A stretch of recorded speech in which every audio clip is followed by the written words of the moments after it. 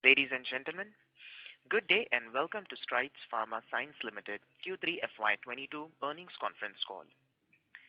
As a reminder, all participant lines will be in the listen-only mode, and there will be an opportunity for you to ask questions after the presentation concludes.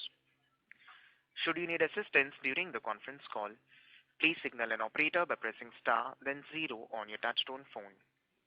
Please note that this conference is being recorded. I now hand the conference over to Mr. Abhishek Singhal. Thank you, and over to you, sir. Thank you, Pradhan. A very good afternoon, and thank you for joining us today for Strides earnings call for the third quarter and 9 months ended financial year 2022. Today we have with us Arun, founder and non-executive chairman, Dr. Anant, managing director and CEO, and Badri, executive director and finance and group CFO, to share the highlights of the business and financials for the quarter. I hope you've gone through our results release and the quarterly investor presentation, which have been uploaded on our website as well as the stock exchange. The transcript of this call will be available in a week's time on the company's website. Please know that today's discussion may be forward-looking in nature and must be viewed in relation to the risks pertaining to our business. After the end of this call, in case you have any further questions, please feel free to reach out to the investor relations team. I now hand over the call to Arun to make the opening comments. Thank you, Abhishek. Good afternoon, everybody. So we have reported our numbers earlier today, and we continue to have a muted performance in our Q3 FY22. However, we do see significant green shoots in our business, and we are now more than confident for a full recovery in the next couple of quarters. The gross margin compression in Q3 is mainly due to a portfolio and business mix, and also the fact that we had inventory of increased raw material prices, which were being adjusted to the lower realizations that we are receiving in the front end in some of our markets. Key this quarter has been that after 2 quarters of sequential drop in revenues and gross margins, our regulated businesses are now steady state, and the losses have been arrested in terms of both revenues and gross margins. And we are now seeing very significant upticks with opportunities. In reflection, we believe that some of the products that we let go to intense competition is playing to our favor, as we are now seeing several rebids on the products and contracts that we've lost, and we are seeing green shoots in opportunities and increased businesses. Key to our success the next year is for us to retain and achieve our guidance of the $250 million of revenues, up from about $160 million this year in the U.S. With the add-on of the Chestnut Ridge integration, which is now going to plan. We are now very confident that our business will be on track to meet $250 million in FY23 in the U.S. And we are also not seeing too much of linearity moving towards H2. We'll see fairly significant pickups of our our quarterly run rates starting from Q1.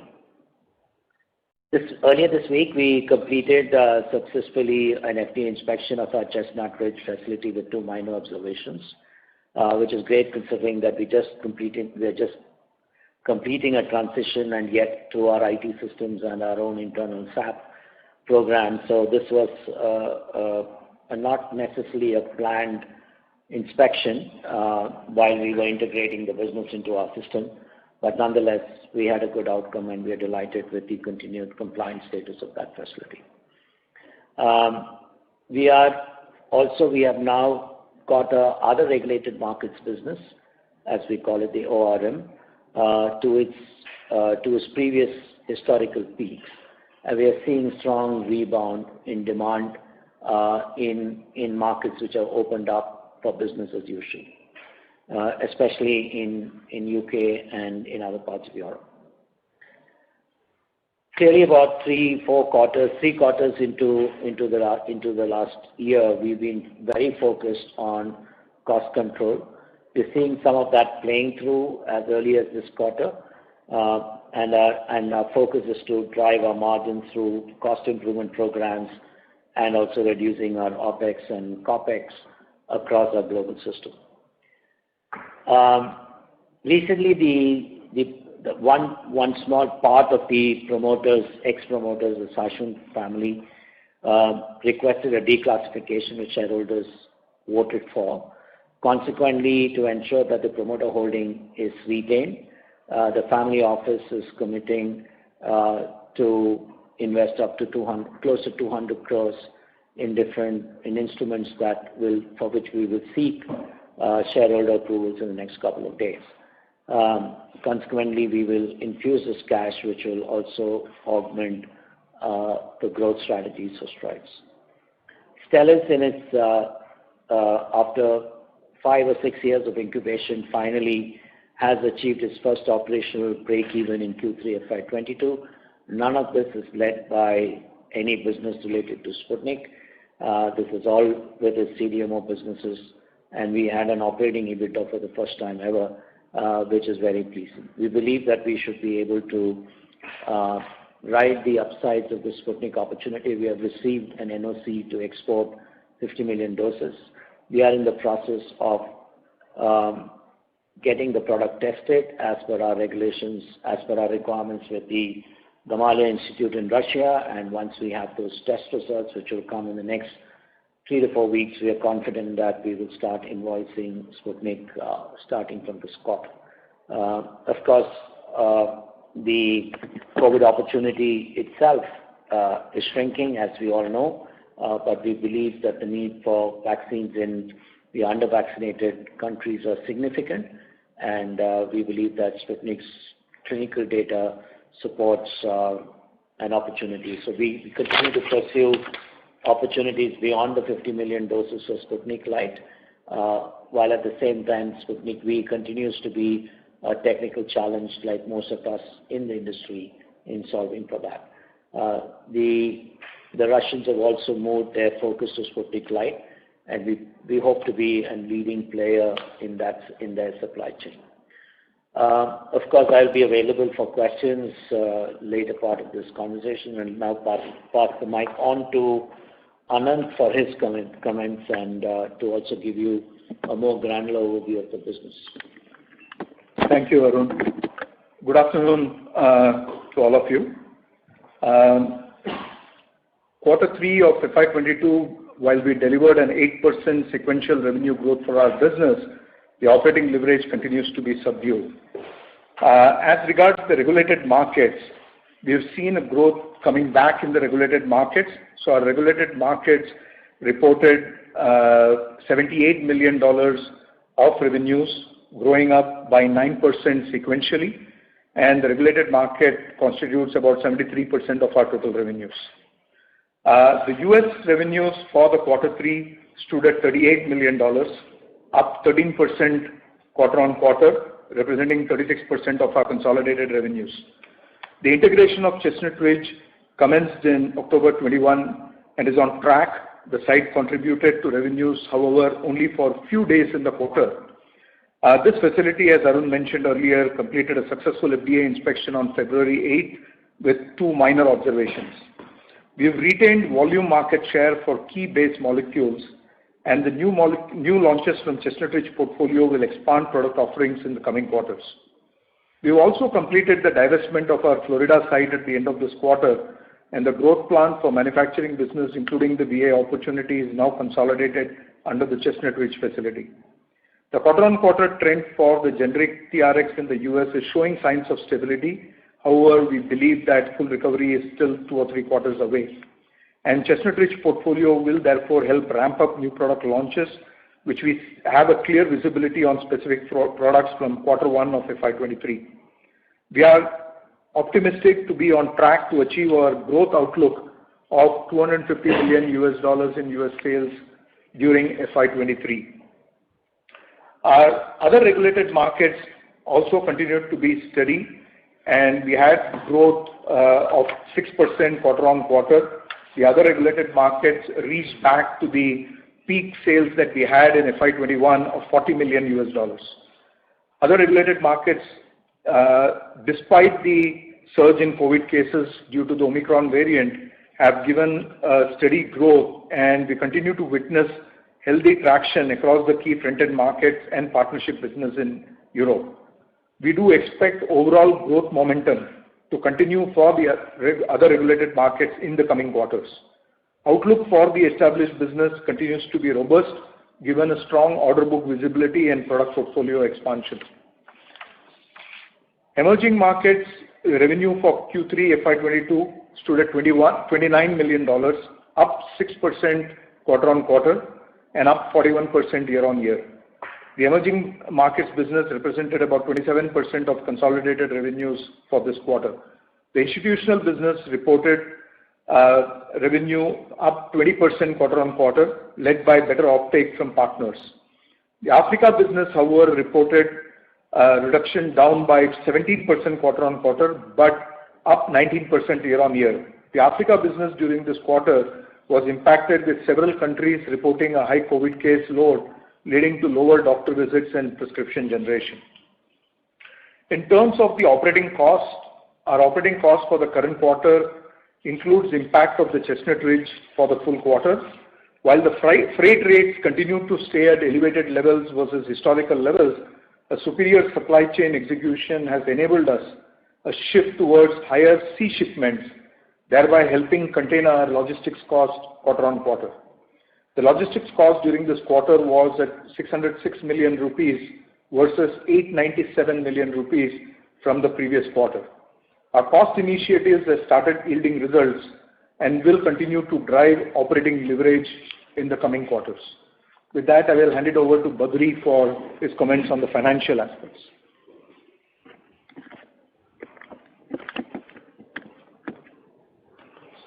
Good afternoon. So I'll cover some of the key highlights.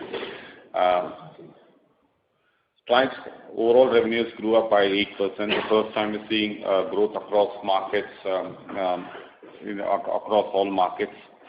And gross margins for the quarter is at 50%. For the year to date, it's at 51.7%. And all these revenues include some few days of revenues of Chestnut, and it also absorbs all the cost during the quarter. The revenue has not been done up to the full potential, but all costs have been absorbed. The manpower cost increase is mainly predominantly because of Chestnut integration. And despite the increase in the operating cost because of Chestnut, we also had the cost management programs, which had also started to play in for the playing and started to show the leverage. Depreciation continues to be constant for the base business, and the main increase is because of Chestnut facility. Interest is at a similar range. Stelis had a positive EBITDA, and correspondingly, the benefit is also seen in the equity pickup. The debt is in line with the previous communication. We said that the debt will be at 18 billion rupees in the Q3. The base business, there is no increase in the debt. The main debt increase is because of the Chestnut to fund its acquisition as well as its working capital. The investment cycle is behind us, and with the growth coming back, operating leverage coming back, we'll continuously focus on the debt reduction.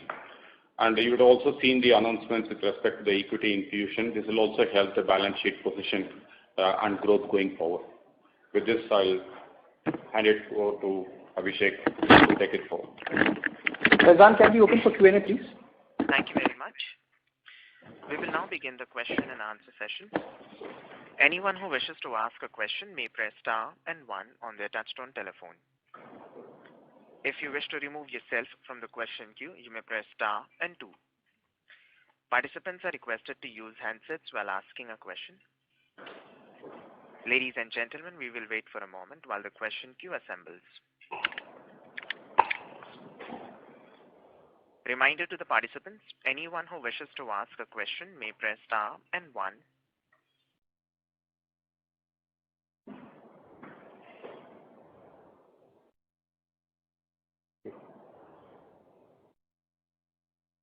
Participants, to ask a question, you may press star and 1.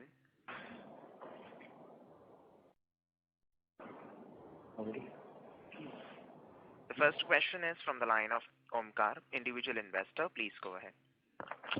Sir, very good afternoon. This is Omkar here. Just wanted to check, as in quarter one, you said you acquired Endo, and that at least will give the revenue of around 70 million in quarter 2 you said, but later on you said because of pricing pressure, at least it will deliver 48 to 50 million per annum. So what is the contribution in quarter 3 from Endo portfolio? So Endo consolidation, although we have consolidated starting from Q1, the sales started only, we have taken only for 2 months, 15 November, so almost about 6 weeks. So it's a very small portion. That run rate that we had indicated to you will happen from Q3. But can we expect at least 12 to 40 million business per quarter at least? As you have acquired this portfolio, you were expecting 48 to 50 million. That is what you said in quarter 2 commentary. Correct. So you'll see that in Q4 with the deal closed only in the last few weeks of the last quarter. It means that 20 commercialized products is already on, right? You don't have to introduce again. That is already on, and that business will come in quarter 4. Exactly. Okay, thank you very much. Thank you. A reminder to the participants, anyone who wishes to ask a question may press star and 1 on your touchtone telephone. The next question is from the line of Tushar Manudhane from Motilal Oswal Financial Services. Please go ahead. Yeah, am I audible? Yes, Tushar.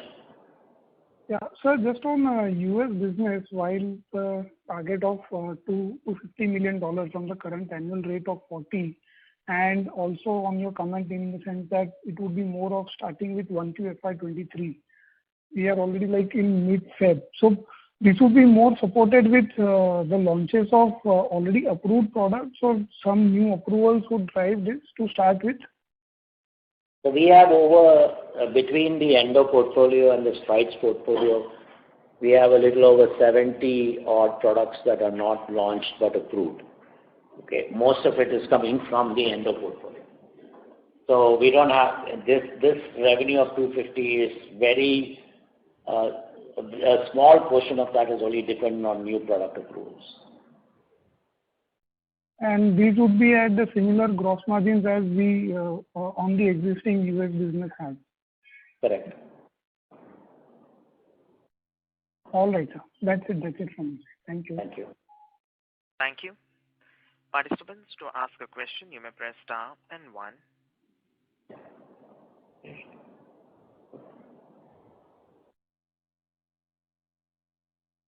The next question is from the line of Nitin Agarwal from DAM Capital. Please go ahead. Hi, thanks for taking my question. Now, Arun, on the, for the business next year, we've had over the last 2-3 quarters fairly choppy gross margins. So given what you're seeing in the market, what is sustainable gross margin for the business, or normalized gross margin for the overall business for us going forward?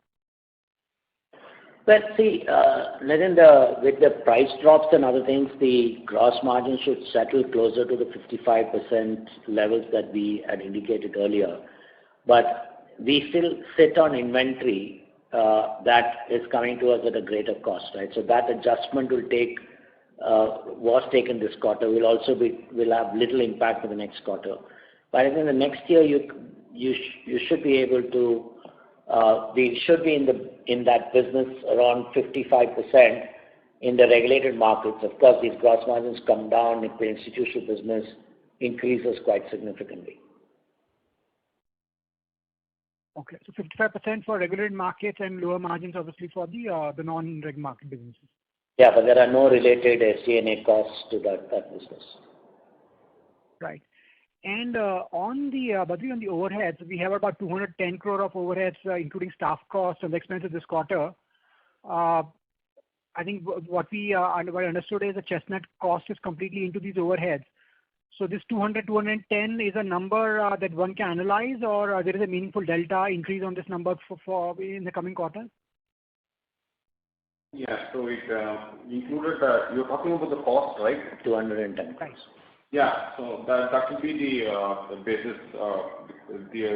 From an operating cost standpoint, there is a reduction from Q2 to Q3 to the tune of about. No, but Nitin's question is on people cost, which is currently 210 crores. Right. What are you saying is 200? Oh, okay, OpEx. Oh, sorry. I thought you were referring to people cost. My bad, Badri. Please go ahead. Yeah. So, from an operating cost standpoint, we have started to see the cost management programs playing in terms of logistics and all of that cost, and I think it will settle down at the similar levels. So, but it's safe to say, just adding the staff cost, about 390 crore, 395 crore number that we have for the quarter, that should be a average normalized EBITDA number for next year, the whole of next year. That's correct. Only one thing I just want to add here, that we started consolidating Chestnut from October 20th. Maybe 20 days of additional cost can be a slight change to that number. That will be marginal. And on the other reg market businesses, we are about $40 million run rate. So I think we mentioned we achieved the previous levels high, the previous high pre-COVID highs. Now, I mean, is this business also facing the same sort of challenges in the US? Or what are the dynamics, at least in this part of the business? Not really. This business was impacted by demand, especially in Europe. It's clearly come back for it to get to its numbers. I think this could be the base going forward, and you'll see improvements from this number going forward. And so, lastly, on our institutional business, how should we think about this business? There has been significant pressure on ARV pricing and sales this whole year. In fact, most companies have suffered meaningfully on a QOQ basis. We've done well still. We've grown a bit on a QOQ basis, but how should we look at this business, given this has become, I think, apparently a lot more competitive than it's been over the last couple of years?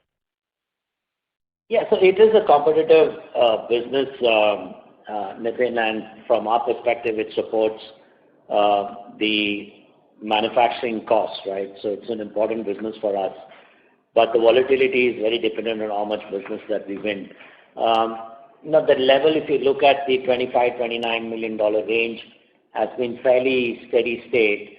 That is because that's the minimum quantities of business that we will normally get, even if we are not very aggressive on the pricing.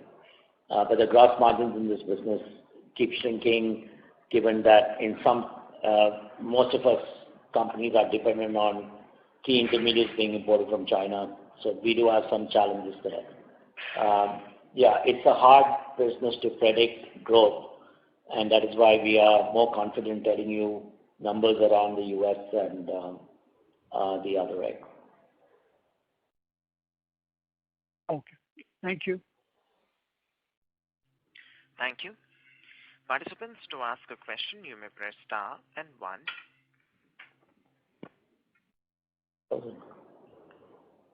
The next question is from the line of Sarvesh Gupta from Maximal Capital. Please go ahead.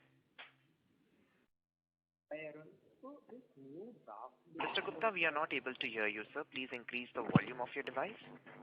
Yeah. So one thing which is, as per the news items, that there is a new law proposed in the US wherein US FDA inspections can be done without informing the same about the respective sites.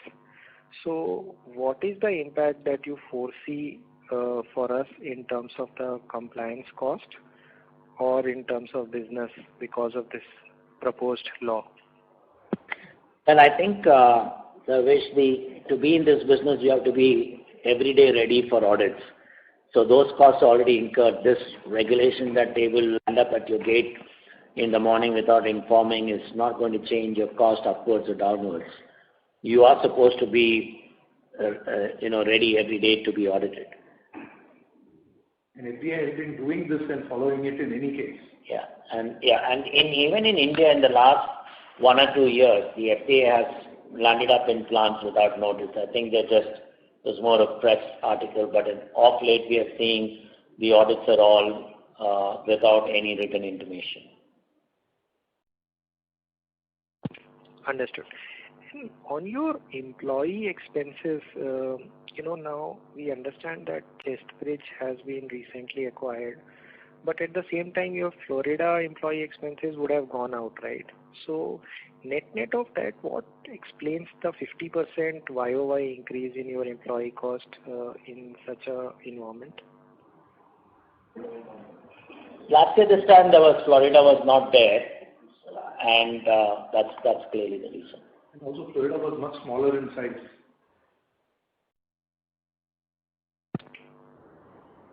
Okay.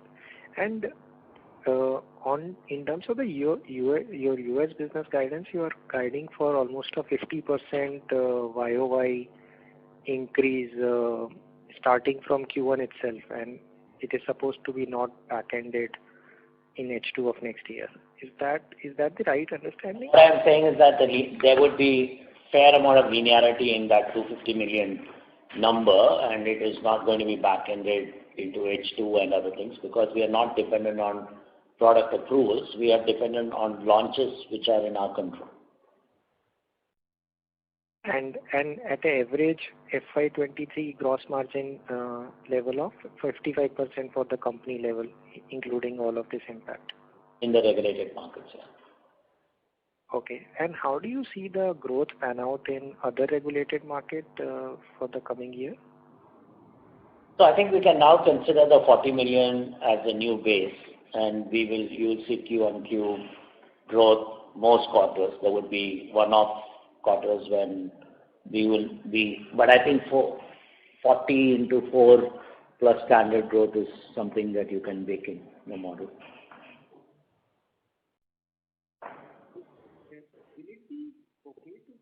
Can't hear you, Suresh. For Stelis, we have gone into operating break-even this quarter. Should we expect a PBT level break-even X of COVID impact or X of the COVID vaccine impact next year?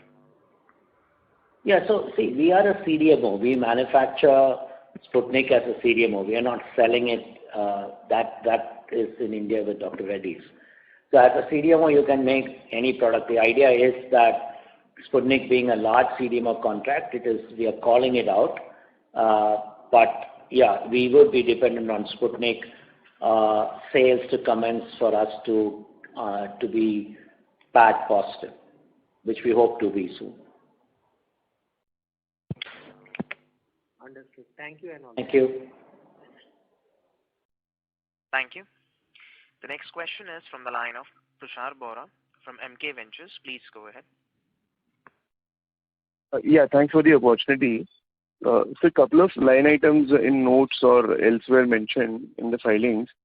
So one was mentioned that management is in discussion with Aerotex to collect deferred consideration by March 22.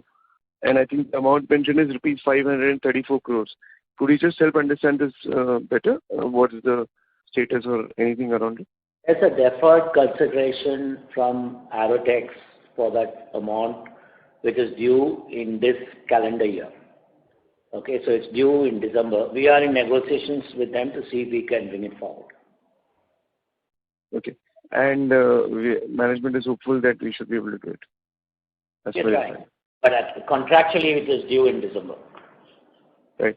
And so the amalgamation of Vivimid Life with Strides, which was essentially approved in October 20, but you're doing it now.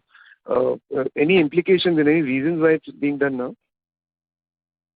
There are no implications because there was already a merger. If you really see in the last 1 year, we have to complete the emerging markets business, which we are running through a separate company called Strides Emerging Markets Limited. So that amalgamation was going on. Now that is complete. Now we have taken this up. And these are all 100% subs merging into the parent company, and there are no implications. Sure, sir. And for Stelis, so we did 61 crore revenue this quarter. Even other than Sputnik, do we have? Should we be able to analyze at 61 into 4 or do higher next year? No, as a CDMO business, we don't analyze like that, right? You win contracts, and then some of them are long term, some of them are short term. That's how a CDMO operates. All we are communicating is that the business is now delivering, bringing in customers. We are producing, we are invoicing, we are shipping. It's taken us 5 years to get here, and we thought it was an important milestone for us to explain to our investors. who have patiently stood with us on this investment.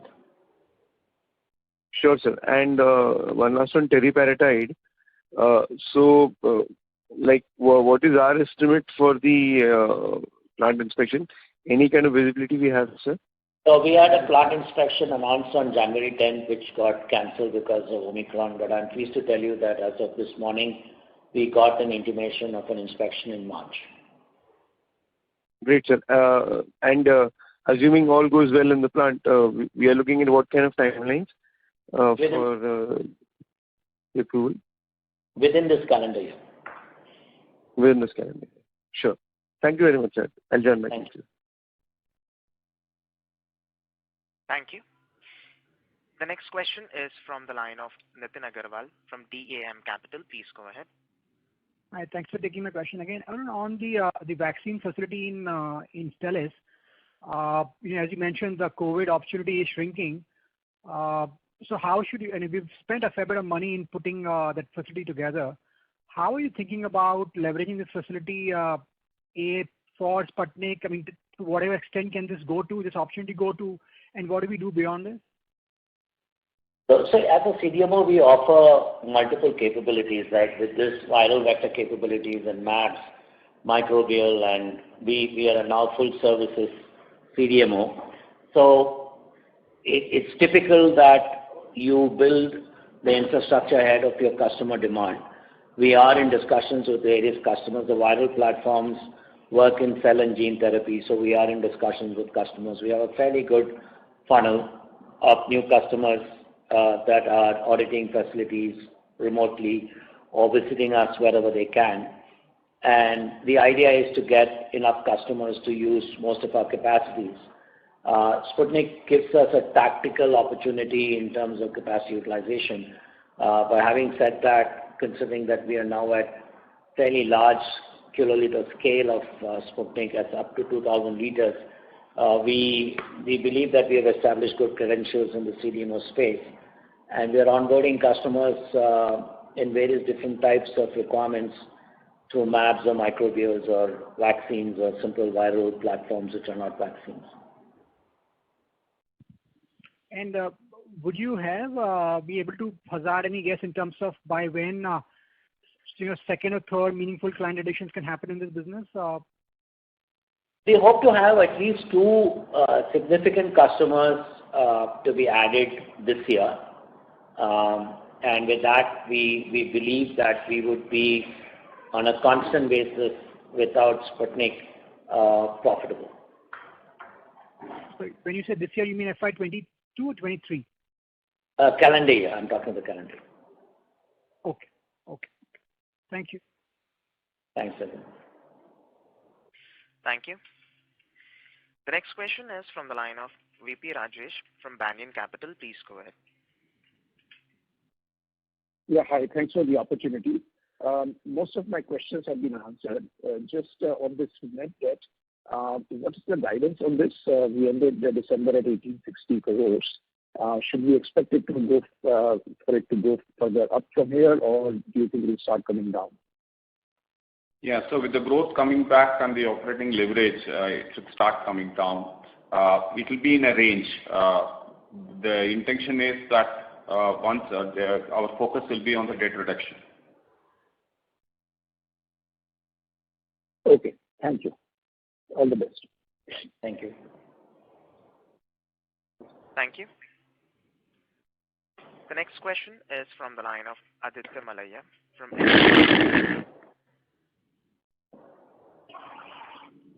Hello, can you hear me? Yes. Yeah, thanks for the opportunity. So my question is on the debt reduction front. In FY23, what kind of reduction we can expect? Like at what levels it can come down? Yeah, so if you really see from an overall standpoint, we should get the growth and profitability back. Once we are able to demonstrate in the coming years, or the debt reduction is automatically a consequential thing. So if you really see that traditionally, if the EBITDA is X, the debt reduction will be about 0.4 of X. So that's how it works. and that's what we are aiming for. Okay. My next question is on the IPO for Stelis Biopharma. We heard last year that you will be demerging the business and coming up with a public offering. Is there any plan in FY23 for the same? So we have already started engaging with bankers, as we explained in the last quarter. No changes from that. And they are currently evaluating the best options and timing and what exactly needs to be done. We have committed ourselves for FY23. There's no change to that commitment. Okay. And the last question is on the stock pledge perspective.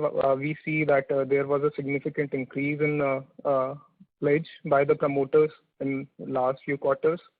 And now the valuations are coming down significantly. Do we see any risk over here, or what is the promoters' plan to reduce that pledge stock? There's no absolute increase in the promoter family office debt related to the pledges. It's obviously to do with the fact that the share price corrections resulted in incremental pledges, but it is not leading to increased borrowings. So we think that this is a comfortable situation for us to be in terms of servicing, and we don't see any risk to this. We haven't seen this in 15 years, so we don't see this to be a problem. Plus, we have obviously just announced a commitment to invest more money into the company, and that is coming from sources outside of labs and other pledges. So we don't see this to be a concern. Yeah, thanks for the clarification on that. Thank you. Thank you. As there are no further questions from the participants, I would now like to hand the conference over to the management for closing comments. Thank you. Thank you all for participating today. And if you have any questions, please feel free to write back to us, and we'll be happy to engage. Thank you. Good day. Thank you. Ladies and gentlemen, on behalf of Strides Pharma Science Limited, that concludes this conference call. Thank you for joining us, and you may now disconnect your lines.